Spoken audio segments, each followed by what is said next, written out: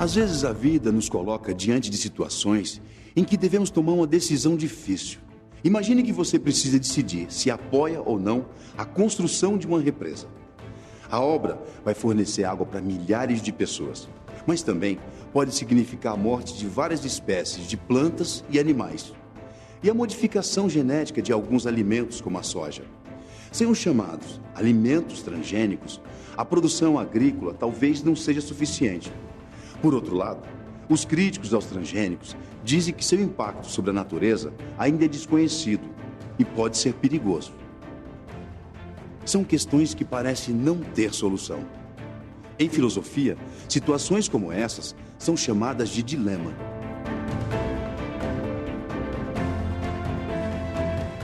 Dilema é uma questão muito complexa que coloca alguém contra a parede, né? Acho que não existe uma única solução sempre para o mesmo dilema. É aquele famoso cada caso é um caso. Um dilema é um problema, uma questão para a qual você não tem uma solução definitiva, de forma clara. Mas também pode acontecer em certas questões que, por natureza, não tem uma solução.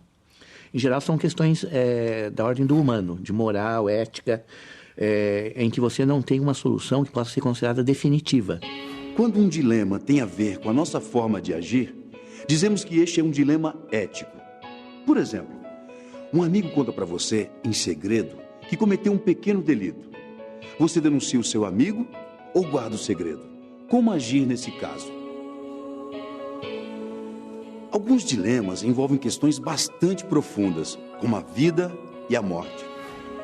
É o caso de mulheres que desejam ter um filho, mas não conseguem engravidar. A solução? Fertilização in vitro, ou, como se costuma dizer, bebê de proveta. Uma técnica em que a fertilização acontece no laboratório e gera vários embriões.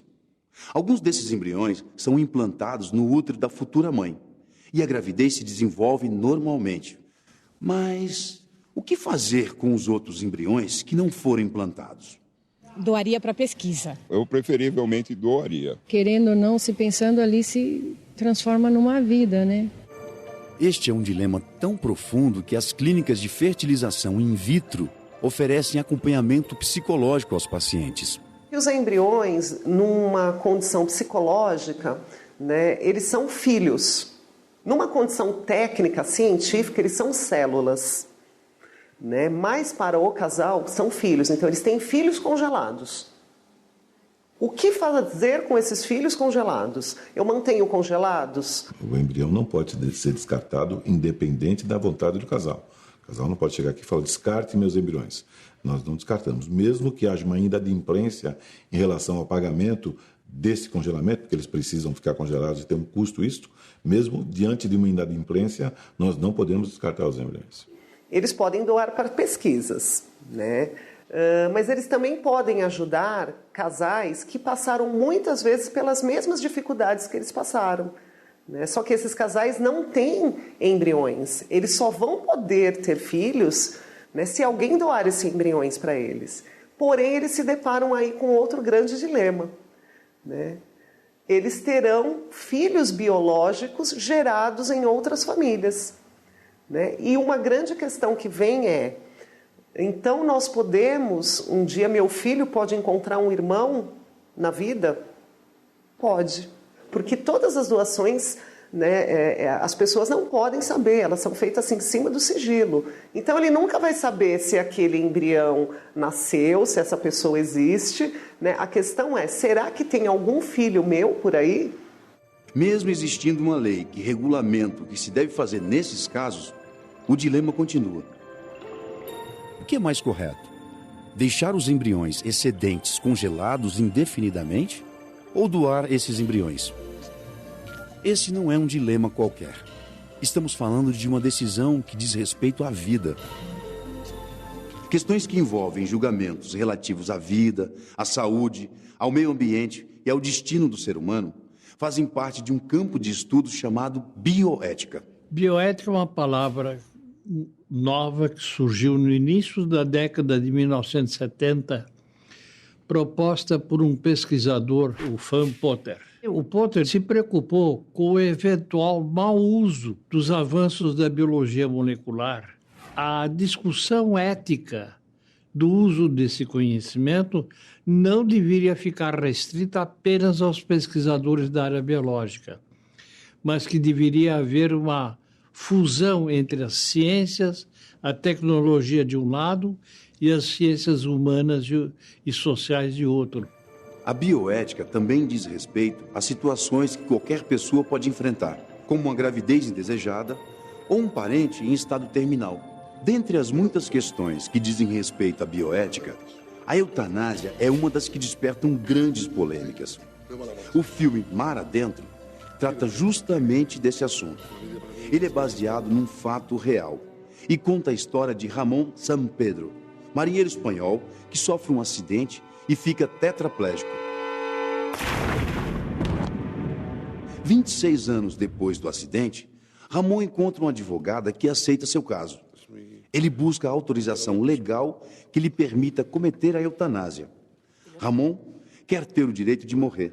¿Por qué morir? Quiero morir porque la vida para mí en este estado, la vida así no es digna. Entonces, bueno, y yo entiendo que otros tetraplégicos puedan sentirse ofendidos cuando yo digo que la vida así no es digna. ¿Y quién soy yo para juzgar a los que querem viver? Um direito dele, sim, escolher se quer ou não. Eu acho que a família tem que respeitar, sim. Eu não acredito que existe uma decisão melhor ou mais acertada, mas eu gosto muito que as pessoas tenham possibilidade de escolher. Caso eu pudesse optar por isso, por desistir, por desligar um aparelho, alguma coisa que está me sustentando vivo, eu com certeza faria, por mim. Mas eu tomar esse posicionamento para a pessoa que está em coma, eu não faria isso por essa pessoa. A filosofia sempre se preocupou com as questões éticas. E são justamente os valores e princípios éticos que utilizamos para avaliar as questões da bioética. Por isso, mesmo as doutrinas filosóficas que surgiram bem antes do termo bioética, ajudam a pensar o tema. Na verdade, a bioética é um prolongamento da ética. Você tem aí parâmetros éticos, fundamentos éticos de maior alcance, que são utilizados pela bioética. Então, sempre que falamos em bioética, falamos também dos fundamentos éticos da bioética, que são esses princípios, não é? Autodeterminação, a beneficência da pessoa, justiça, né? Tratamento igualitário, vários princípios que podem, que preservam, né? A conduta, a dignidade humana, né? Mesmo em situações de perigo, de vulnerabilidade, de terminalidade. A filosofia ela acaba sendo esse campo de problemas, de questões, né? Que muito mais visa aprofundá-las do que efetivamente respondê-las. Então ela se volta muito mais para perguntas do que respostas. Foi o filósofo grego Aristóteles que começou a discutir a relação do homem com a vida e a natureza.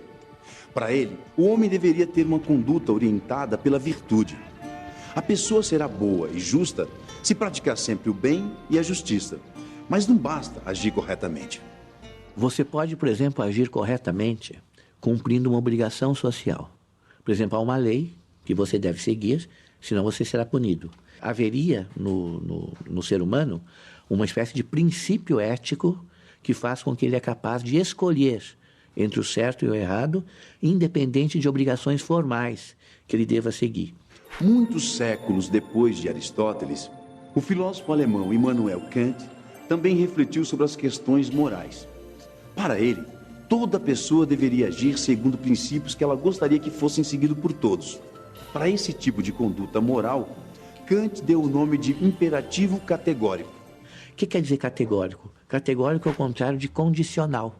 Categórico é aquilo que eu devo fazer, seja o que for, em qualquer circunstância. Aí deixa de ser uma regra apenas, torna-se então um imperativo, que nesse caso quer dizer então uma regra absoluta e universal. A questão é, se a eutanásia poderia ser, digamos assim, válida para a filosofia de Kant, se for pensar pelo princípio não matarás como imperativo, sim, ela poderia ser condenável de antemão, mas como disse, a filosofia é muito difícil você ter respostas. Aristóteles viveu no século IV a.C., Kant no século XVIII. Mas e hoje? Como a filosofia do século XXI pensa a bioética? Ultimamente, o que a a bioética, por ela ter sempre diante de si uma diversidade muito grande de situações, né, o que tem se colocado em dúvida é essa. Princípios absolutos, universais, imperativos categóricos, como o do Kant, seriam os mais adequados?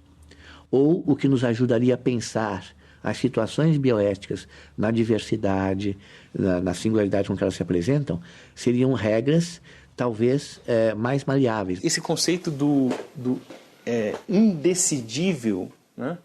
Ou seja, de que certas questões éticas não possuem uma decisão dada de antemão, é muito importante para a construção desse campo da bioética. Então, todas as questões são pensadas sob o critério da decisão. Correto ou incorreto, justo ou injusto, e por aí vai. Há uma discussão muito difícil, porque você não pode, por exemplo, deixar de considerar que a vida humana é um valor supremo. A bioética trata de muitos temas, e todos eles são complexos e polêmicos. A medicina e o direito tratam as questões da bioética a partir de suas perspectivas teóricas. Mas é a filosofia que tem um papel central dessa história, porque é a filosofia que nos ajuda a refletir. Não no sentido de encontrar uma resposta certa, que talvez nem exista, mas para fazer as perguntas necessárias.